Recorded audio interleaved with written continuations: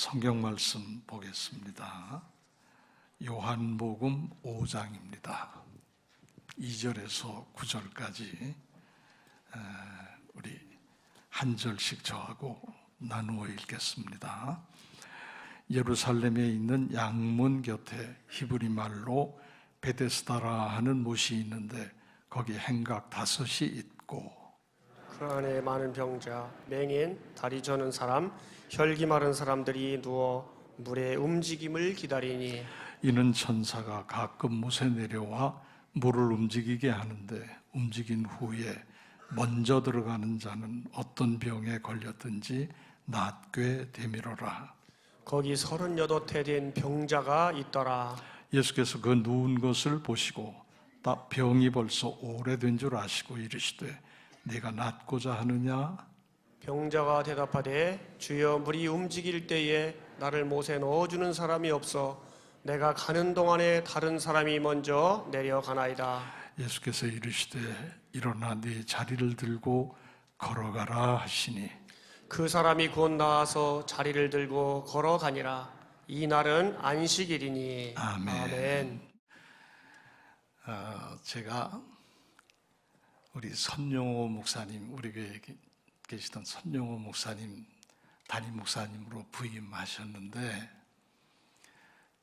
그 선 목사님이 그랬대요. 내가 담임 목사로 목회를 하게 되면 우리 원로 목사님, 이낙원 목사님을 꼭 초청해서 부흥회를 꼭 한번 한다 그랬대요. 그렇다고 저한테 전화를 하셨어요. 근데 제가 한다고 했지요, 뭐. 한다고 했지요. 그래서 이제 제가 갔어요. 부흥회 인도를 하러 갔어요. 저 부흥회 잘해요. 갔는데 첫날 제가 부흥회 인도를 했는데 어느 그 여자 권사님인지 집사님인지 잘 모르겠어요. 그분이 그러셔요. 아이고 저렇게 오래 서 계셔도 괜찮으신가 모르겠다고.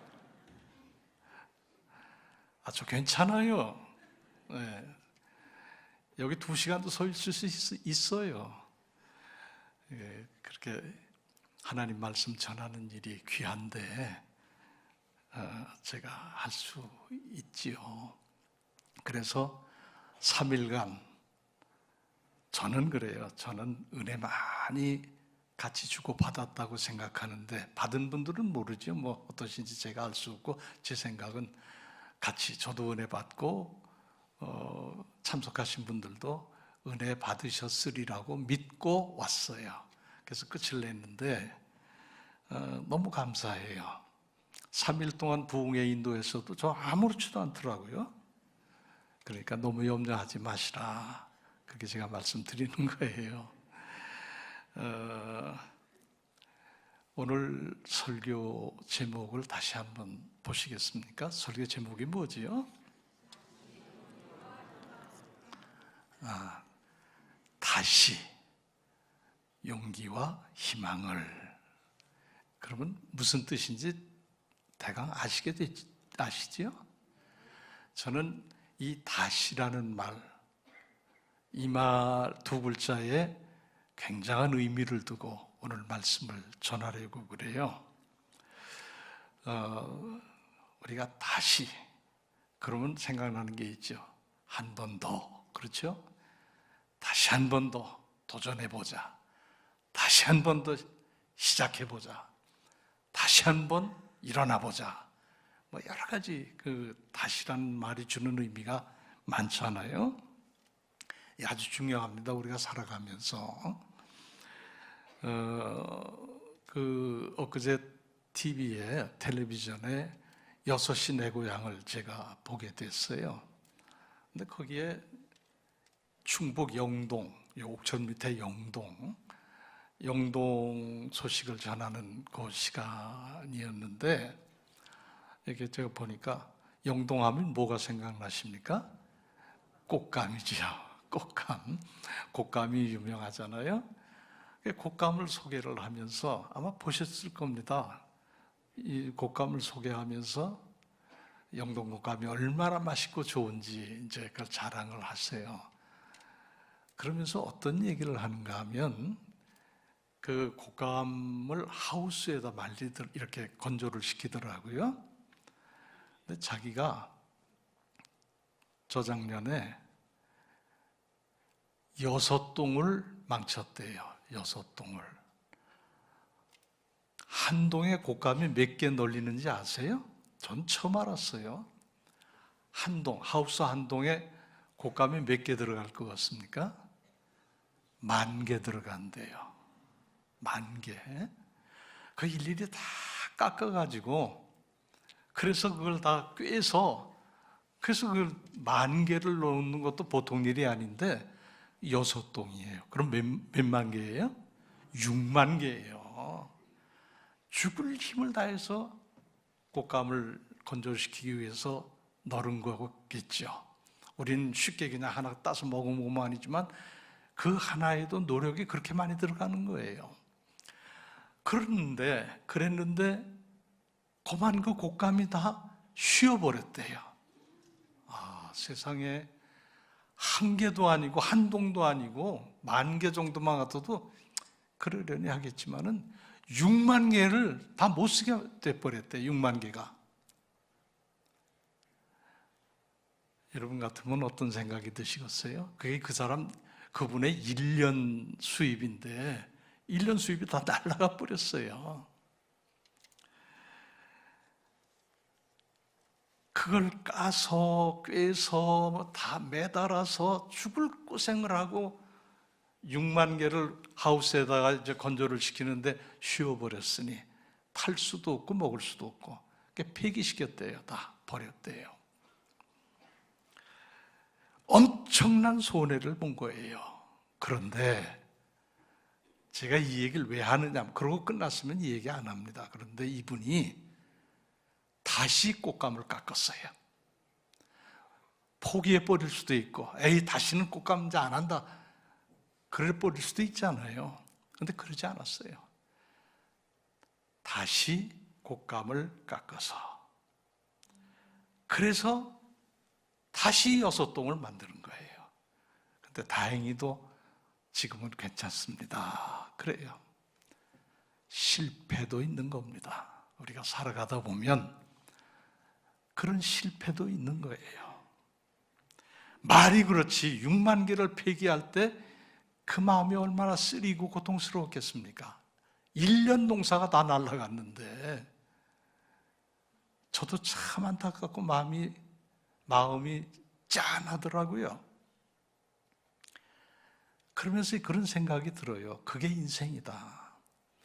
어떻게 평탄하고 잘 되는 길만 가는가?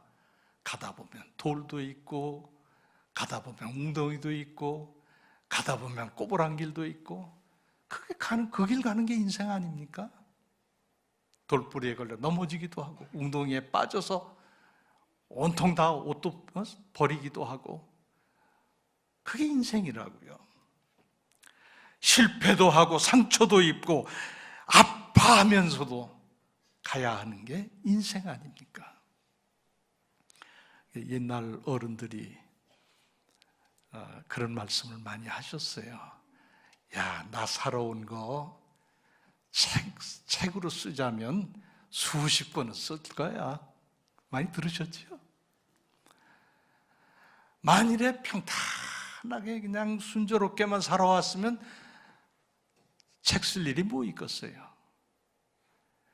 너무너무 힘들고 어려운 과정과 고비들을 겪으며 여기까지 살아왔으니 이걸 다 책으로 쓴다면 수십 권을 써도 모자랄 거야. 그 말이 나오는 게 그래서 그런 거 아니에요?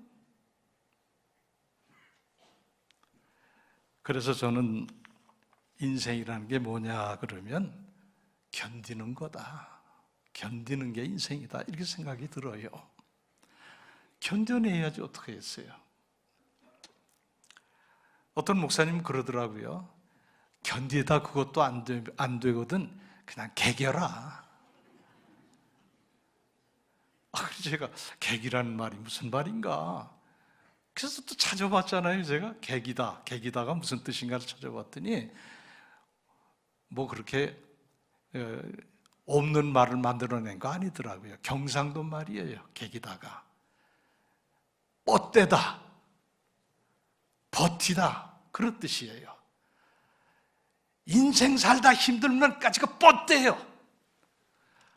무슨 일을 만나서 주저앉을 것 같으면 버텨보세요. 그게 계기는 거예요. 여러분, 사람이 살아가면서 돈 많이 벌면 다 될 것 같지요. 돈에 우리가 목매는 게 그런 거 아니에요? 돈만 있으면 다 될 것 같아요. 돈만 있다고 행복하지 않아요. 우리가 많이 보잖아요. 돈 많은 집이 오히려 문제가 더 많더라고요.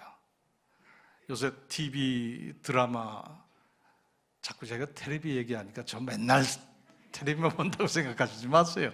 그런 건 아니고 어쩌다 보면 눈에 들어와요. 근데 그 드라마를 잠깐 보더라도 대개 재벌집 얘기예요. 재벌은 아니래도 준재벌집 얘기예요. 돈이 많으니까 돈에 전부 눈이 꽂혀가지고 아들이 아버지를, 그 돈을 차지하려고 멀쩡한 아버지를 막 해코지를 해요. 요새 그런 드라마 있지요? 했었죠. 아들이 아버지를 해코지하고, 돈 없으면 그렇게 안 하죠. 돈이 많으니까 그런 일이 생겨요. 그런가 하면은 또 딸은 가만히 있나요? 딸도 가만히 안 있지요. 집안이 온통 수라장이에요. 돈이 많아서 평안하고 행복하면 더없이 좋지요. 그러나 대부분 그렇지 않은 게 돈의 문제예요. 그래서 성경에는 돈이 나쁘다고 안 그래요. 돈이야 뭐 종이 쪽이고 동전이지 돈 자체가 뭐 나쁘고 좋을 게 없어요. 돈은 중성입니다. 돈 자체가 나쁜 건 없어요. 성경은 뭐라고 하냐? 돈을 사랑하는 것이 일만하게 뿌리다. 여기 사랑한다는 것은 집착한다는 거예요. 돈에 집착하는 게 악의 뿌리지 돈 자체를 나쁘게 말하지 않습니다. 성경은. 그러니까 돈 많고 선한 데 잘 쓰고 또 평안하고 행복하게 사는 데 사용하면 좋은 거죠. 근데 그 돈 때문에 문제가 나는 게 그게 문제예요. 자, 그런가 하면은 권력이 있으면 될 것 같다. 사는데 큰 도움이 될 것 같다 생각하지만 권력이 있어도 안 그래요. 편안하지 않아요. 아마 지금 제가 볼 때, 지금 전에도 그랬고 앞으로도 그럴 것이지만 지금 제가 볼 때 정점에 서 있는 두 사람의 가정이 제일 힘들 거예요. 무슨 얘기인지 아시죠? 더 이상은 제가 말 안 하겠습니다. 권력의 정점에 서 있는 두 사람, 양쪽의 부인들 때문에 얼마나 힘들어요. 본인들도 그렇지만은 권력이 있다고 다 행복한 거 아니에요. 차라리 그냥 평시민으로 사는 게 더 나을지도 몰라요. 거기에 그냥 매달리고 매이면 안 되는 거예요. 사람 사는 곳에는 여기든 저기든 항상 문제가 따라옵니다. 그렇죠? 이 문제 해결되면 이제 됐다 그러지만 그 옆에 다른 문제가 또 툭 튀어나와요. 그거 해결하면 됐다 그러면 이쪽에서 또 튀어나와요. 끊임없이 그런 문제 속에서 살아가는 게 인생이란 말이에요. 그래서 그 문제들로 인해서 상처도 받고 그 문제를 가지고 다른 사람에게 상처도 주고 아픔과 고통이 끊이지 않는 게 그래서 그래요. 그래서 인생은 아프다. 아프니까 인생이다. 아주 이런 멋진 말도 해요. 뭐 아프니까 청춘이다 그런 말로 참 유행했지만은 아프니까 인생이다 그런 말도 해요. 우리도 예외가 아니죠. 다 아픔을 겪어가면서 살지요. 이런 아픈 인생을 끌어안고 살아가는 우리에게 가장 좋은 단어가 있다면 두 글자, 다시라는 단어예요. 잘못된 관계 다시 한번 회복도 하고, 상처 입은 거 다시 한번 또 회복도 하고, 아파도 다시 일어나고, 힘들어도 다시 힘을 내서 일어서고, 슬퍼도 다시 딛고 일어서고, 실패했어도 다시 한번 또 도전하고, 다시라는 말, 이게 그렇게 좋더라고요. 곶감 6동 6만 개 버린 그분이 다시 곶감을 깎기 시작한 거예요. 얼마나 아름다워요. 저는 그분이 승리자라고 봐요. 실패가 승리한 게 아니고 그분의 그 다시 곶감을 다시 깎아서 하우스에 매다는 그 다시 하는 그 용기, 희망, 이게 저는 아름답다고 봐요. 다시 일어섭시다. 다시 힘을 내십시다. 다시 딛고 앞으로 나가십시다.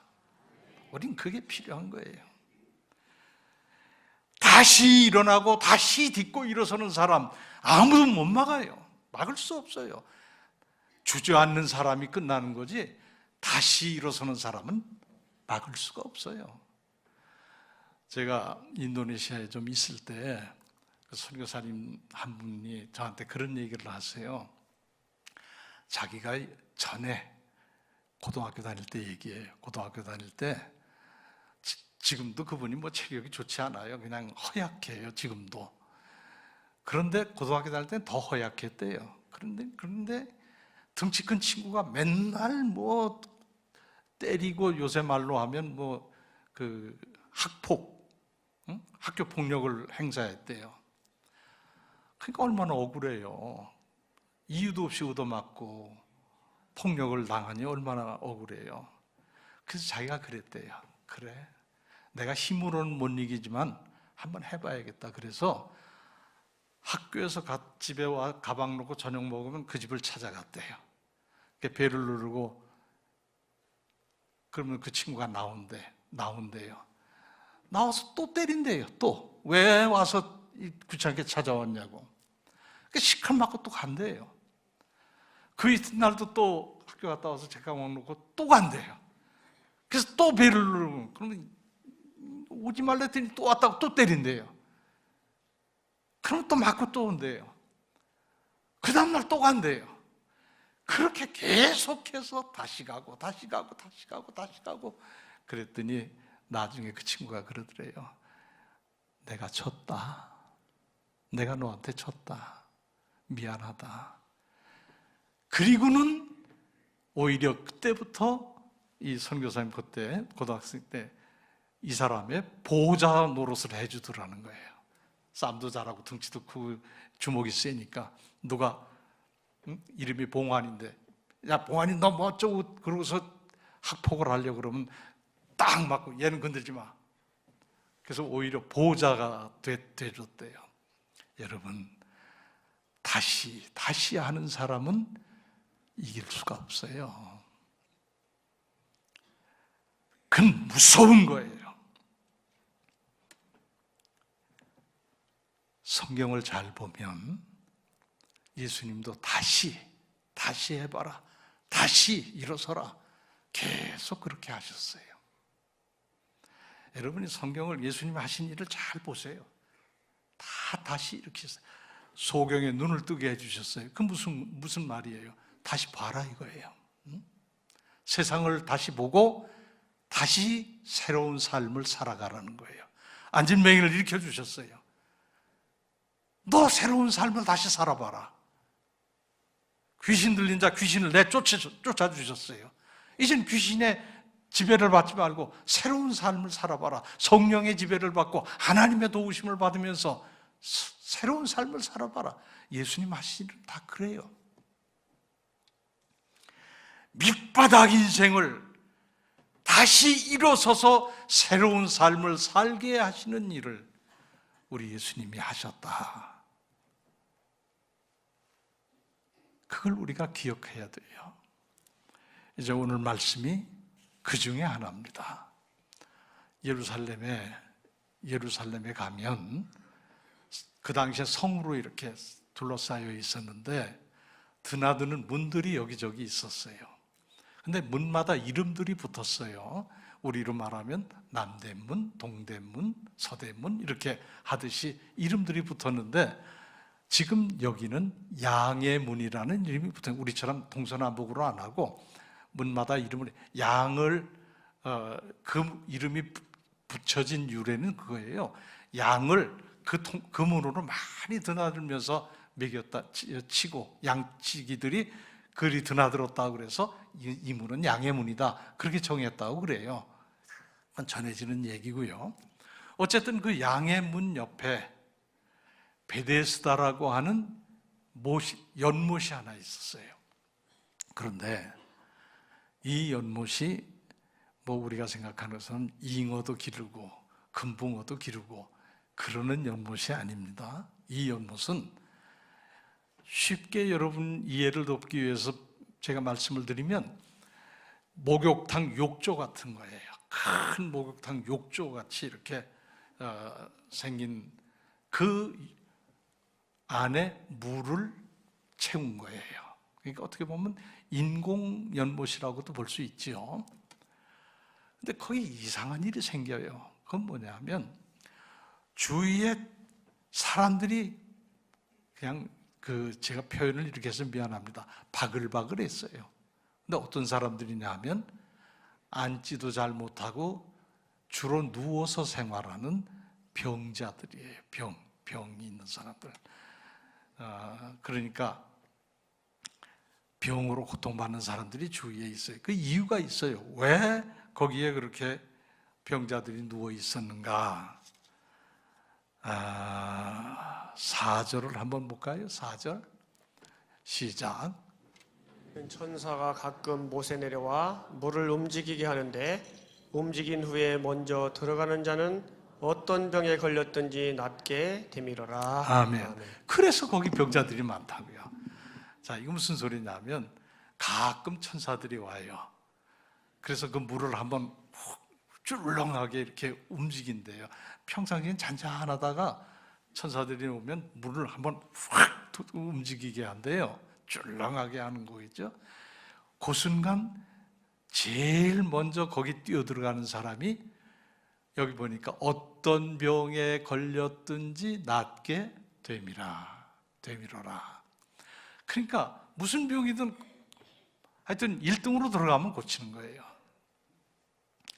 그러니까 서로 뛰어들어가려고 기다리면서 그 주위에 병자들이 다 누워 있었다. 그런데 그런 쫄렁하는 기회가 주어져도 못 들어가는 사람이 한 사람이 있었어요. 그 사람은 38년이나 누워서 꼼짝도 못하고 앓고 있는 사람이에요. 한번 5절 보실까요? 5절 시작. 거기 38해 된 병자가 있더라. 아멘. 그러니까 병자들이 많은데 그 중에 38배 된 병자가 있어요. 여러분 생각을 해보세요. 38배를 거기에만 계속 있었는지는 잘 모르겠지만 어쨌든 적지 않은 세월을 거기서 지내고 있던 사람은 틀림없어요. 근데 물이 출렁해도 이 사람은 자력으로, 자기 힘으로는 들어갈 수가 없어요. 그 정도로 이 몸을 스스로 움직이지 못하는 사람이에요. 그러니 얼마나 서글프겠습니까?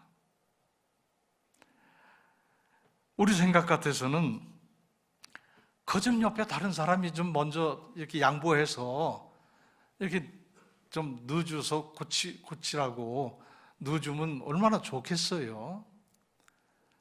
근데 아무도 그런 사람이 없었다는 거잖아요. 38년 동안이나 그러고 있으니까. 지인조 고쳤으면 이 얘기가 없지요. 근데 못 고치고 있는 거잖아요. 아무도 먼저 양보하고 넣어주는 사람이 없었던 거예요. 제가 아파가지고 한번 기도원에 있었던 때가 있었잖아요. 근데 거긴 다 암 환자들이에요. 근데 암에 좋다는 것만 나오면 양보가 없어요. 자기 병이 제일 고치는 게 제일 중요하니까.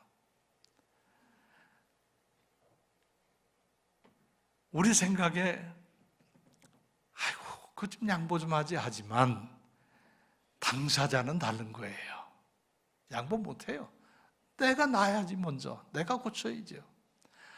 그래서 조금이라도 더 좀 움직일 수 있는 사람이 먼저 뛰어들어가는 거예요. 그럼 옆에 주위 사람들이라도 설득을 하든지 뭘 해서 이 사람 들었다 먼저 넣어주면 되잖아요. 아니요. 그게 야박스럽다. 너무너무 야박스럽다 생각이 들지만 어떻게 보면 당연한지도 몰라요. 왜? 내 가족이 먼저고 내 남편이 먼저고 내 자식이 먼저지 옆에 사람 아무리 중요해도 안 하잖아요. 그런 세태를 거기서 우리가 볼 수 있는 거예요. 오늘 우리가 사는 세상도 그렇지 않습니까? 참 각박해요. 여유도 없고 누구 도우려고 손도 잘 안 내밀고 각박해요. 그런데 그런 현장에 누가 오셨을까요? 누가 오셨을까요? 예수님이 오셨어요. 성경을 잘 보시면 예수님은 그런 편에 서 계신 분이에요. 아무도 거들떠보지 않고 아무도 도와주지 않고 인생의 가장 밑바닥에서 고통받고 허덕이고 기어다니는 그 사람 편이라고요. 우리 예수님이. 그래서 6절 한번 보실까요? 6절 시작. 누운 것을 보시고 병이 벌써 오래된 줄 아시고 이르시되 내가 낫고자 하느냐. 아멘. 아멘. 자, 여기 보세요. 거기 다른 사람 많잖아요. 앞 못 보는 사람, 혈기 마른 사람 많잖아요. 그런데 예수님은 그런 사람보다 이 사람에게 오신 거예요. 그 누운 것을 보시고 이미 예수님은 알고 계세요. 네가 제일 딱하구나. 네가 제일 안 됐구나. 네가 제일 불쌍하구나. 이걸 아시고 그에게 찾아오셨는데 그걸 어디서 보느냐 하면 그 사람의 병이 벌써 오래된 줄을 이미 예수님은 아셨다고요. 누가 알려줘서 아신 게 아닙니다. 주님은 이미 다 알고 계신 거예요. 그래서 찾아오셔가지고 그 사람에게 뭐라고 얘기를 하셨을까요? 거기 보니까 이르시되, 그 다음 읽으시죠. 이르시되 네가 낫고자 하느냐. 저는 이게 보면서 여러분도 그런 생각 하셨을 거예요. 아니 너무도 당연한 얘기 아닙니까? 거기 낫기를 원하지 않으면 거기 왜 있겠어요? 낫고 싶으니까 거기 있는 거죠. 그럼 그런 얘기를 왜 예수님께서 왜 하셨을까? 해석이 여러 가지인데 저는 깊이 묵상하면서 이렇게 깨달았어요. 이건 그 사람을 떠보는 것도 아니고 조롱하는 것도 아니고 예수님의 본 마음은 칭찬하시는 거예요. 38년 그렇게 오랫동안 포기하지 않고 체념하거나 단념하지 않고 끝까지 믿음을 가지고 내가 그 자리에 있으니 너 참 장하다. 끝까지 믿음을 지키고 있으니 너 참 장하다. 이 칭찬의 말씀이지 낫기 원하냐 그렇게 떠보려고 하시는 그런 말씀이 아니라고요. 한번 따르시면 너 참 대단하구나. 한번 해서 너 참 대단하구나.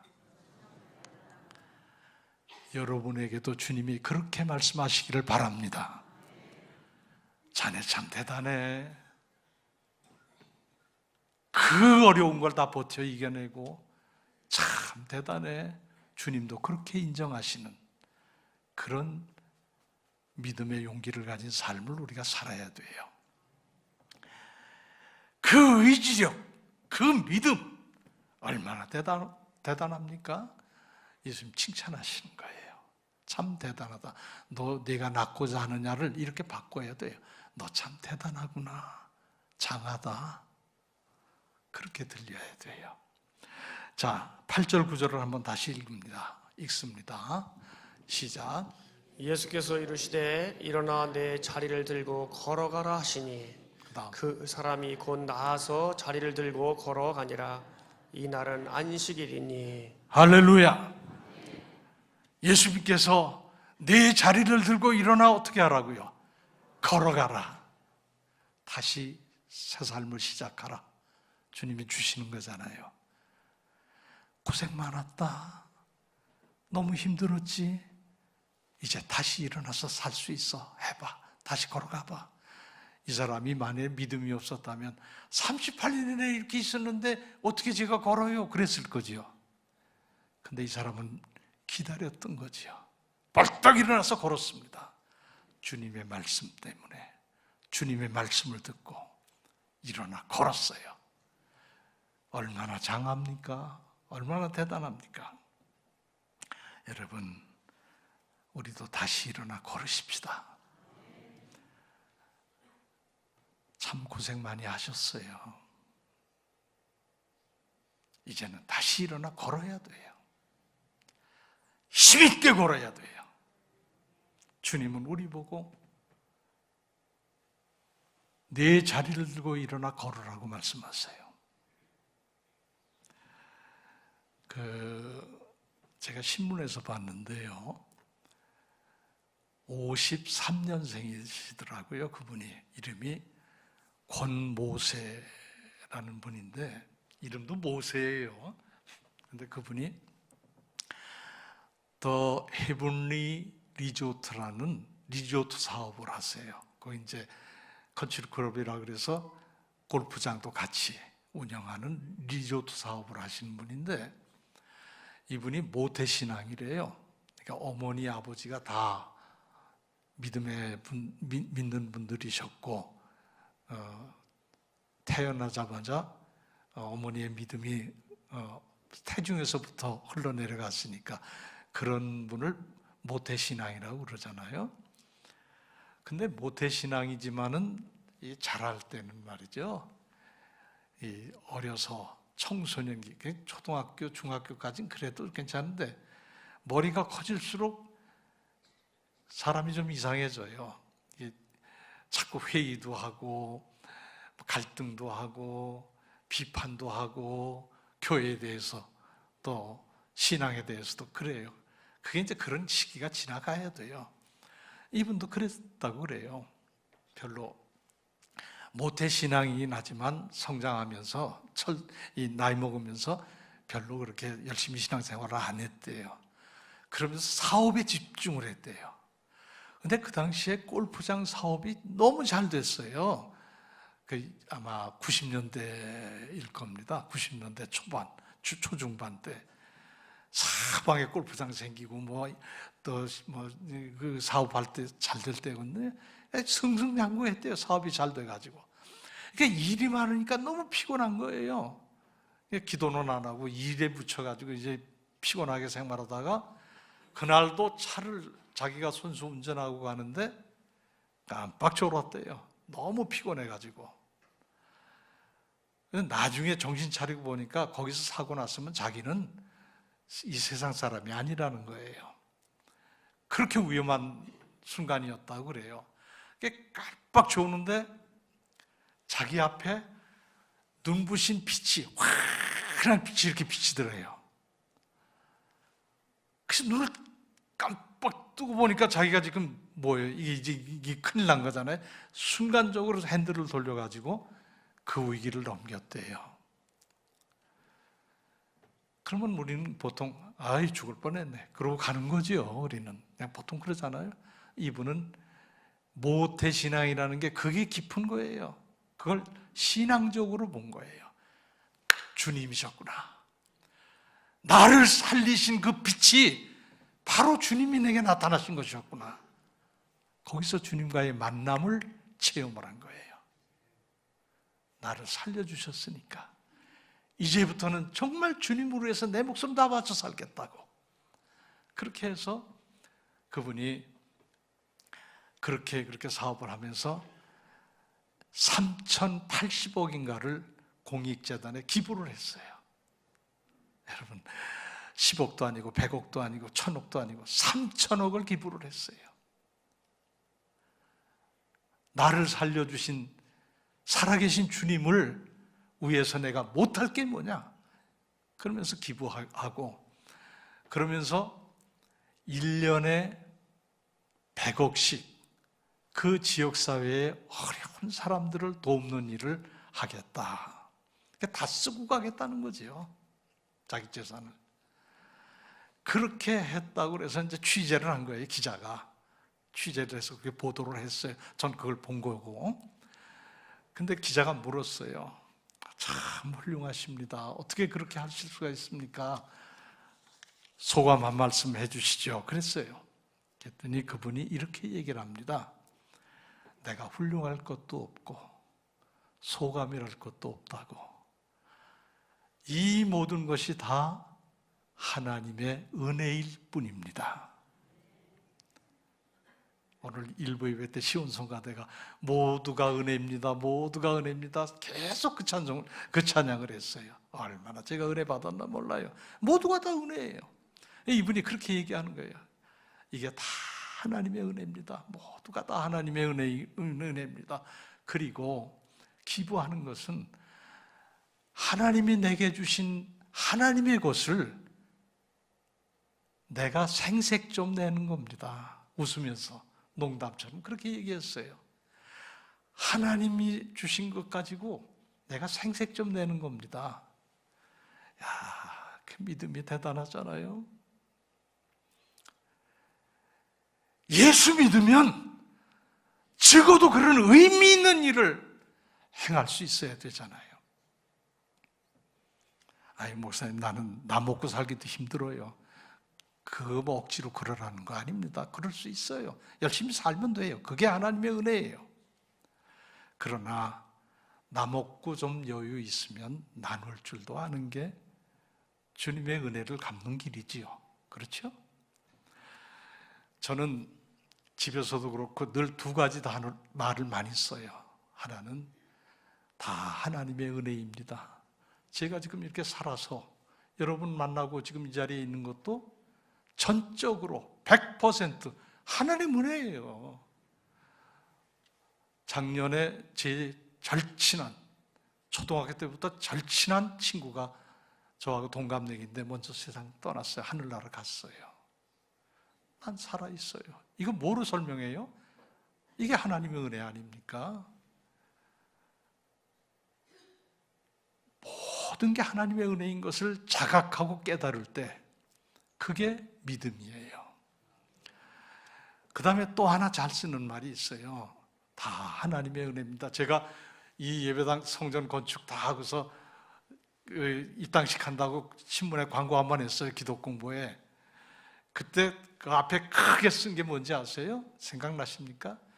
하나님이 하셨습니다. 내가 안 했어요. 하나님이 하셨어요. 이건 누구의 집도 아니에요. 하나님 집이에요. 내가 거기에 조금 했을 뿐이지, 수고했을 뿐이지, 이게 누구 소유가 아니잖아요.